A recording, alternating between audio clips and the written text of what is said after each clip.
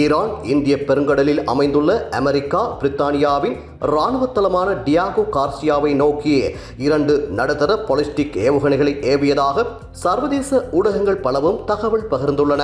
மத்திய கிழக்கு பகுதியை தாண்டி தனது சக்தியை ஈரான் வெளிப்படுத்தும் முயற்சியாக இது கருதப்படுகிறது என அமெரிக்க அதிகாரிகளை மேற்கோள் காட்டி தி வால் ஸ்ட்ரீட் ஜேர்னல் தகவல் பகிர்ந்துள்ளது. அந்த அறிக்கையின்படி ஏவப்பட்ட ஏவுகணைகளில் ஒன்று பறக்கும் நிலையிலே செயல் இழந்துள்ளதாகவும் மற்றொன்றை தடுக்க அமெரிக்க போர்க்கப்பல் SM-3 தடுப்பு ஏவுகணையை பயன்படுத்தியதாகவும் கூறப்படுகிறது. எனினும் அந்த தடுப்பு தாக்குதல் வெற்றியடைந்ததா என்பது உறுதியாக தெரியவில்லை. இந்த ஏவுகணைகள் எப்போது ஏவப்பட்டது என்பது குறித்த தகவலும் வெளியிடப்படவில்லை. டியாகோ கார்சியா தளம் ஈரானிலிருந்து சுமார் 400 கிலோமீட்டர் தொலைவில் அமைந்துள்ளமை குறிப்பிடத்தக்கது. ஈரான் மூடியுள்ள ஹார்முஸ் நீரிணையை மீண்டும் திறப்பதற்காக அமெரிக்கா நடத்தி வரும் வான்வெளி மற்றும் கடல்வழி தாக்குதல்களுக்கு பிரித்தானியா தனது இராணுவ தளங்களை பயன்படுத்த அதிகாரப்பூர்வமாக அனுமதி வழங்கியுள்ளது. குறிப்பாக சைப்ரஸில் உள்ள அக்ரோத்ரி விமானப்படை தளம் மற்றும் இந்திய பெருங்கடலில் உள்ள டியாகோ கார்சியா தளம் ஆகியவை இதில் முக்கிய பங்கு வகிக்கின்றன. பிரித்தானியாவின் இந்த முடிவுக்கு ஈரான் கடும் கண்டனம் தெரிவித்துள்ளது.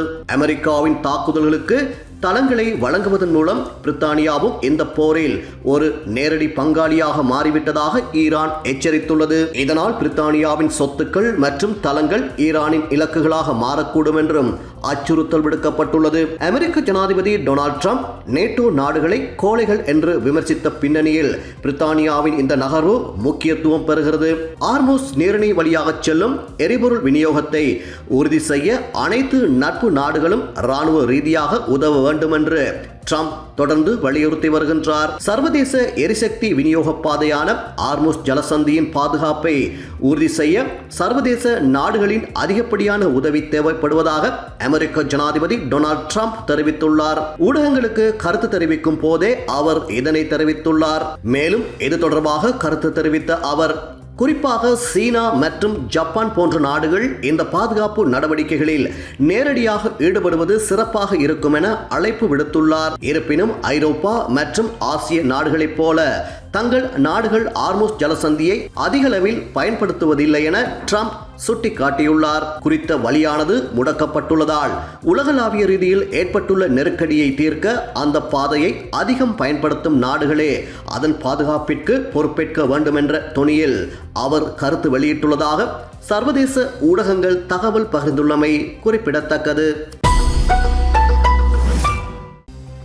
நாங்கள் ஈரானுடன் பேச்சுவார்த்தை நடத்த விரும்புகின்றோம், ஆனால் எங்களிடம் பேசுவதற்குத்தான் அங்கு யாரும் இல்லை என அமெரிக்க ஜனாதிபதி டொனால்ட் ட்ரம்ப் தெரிவித்துள்ளார். அமெரிக்காவின் வாஷிங்டனில் செய்தியாளர்கள் சந்திப்பில் அவர் இதனை தெரிவித்துள்ளார். இது தொடர்பில் மேலும் தெரிவித்த அவர், ஈரானில் நாங்கள் சிறப்பாக செயற்பட்டு வருகின்றோம். அவர்களுக்கும் எங்களுக்கும் என்ன வித்தியாசம் என்றால், அவர்களிடம் 2 வாரங்களுக்கு முன் கடற்படை இருந்தது, ஆனால் இப்போது இல்லை. அவையெல்லாம் கடலின் அடிப்பகுதிகளுக்கு சென்றுவிட்டன. அவர்களின் 58 கப்பல்களும் 2 நாட்களிலேயே கீழே சென்றுவிட்டன.